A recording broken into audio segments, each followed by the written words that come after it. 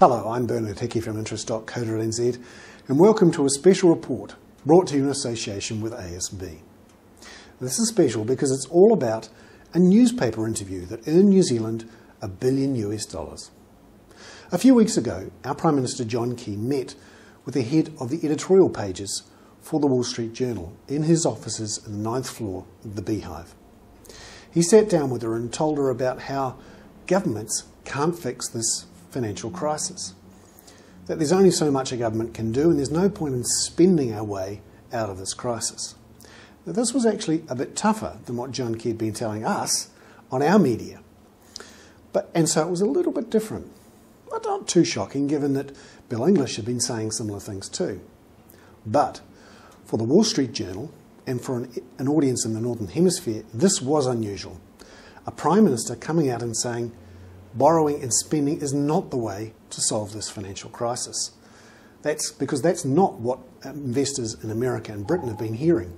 They've been hearing from Barack Obama and Gordon Brown that the way out is to borrow more and to spend more, to get further into debt. So this piece resonated with international investors.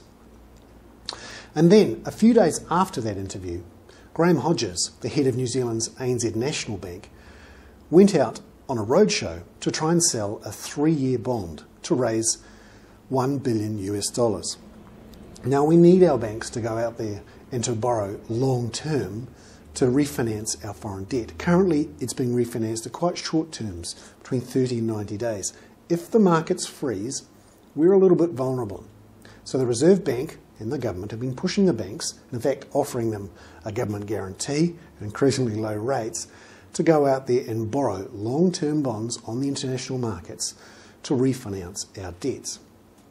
Now, when Graham Hodges went out on this roadshow, the one thing that impressed him was that everyone had read that interview in the Wall Street Journal and said they were impressed by what John Key was saying, how refreshing it was to hear a Prime Minister say that spending and borrowing was not the way out of this crisis.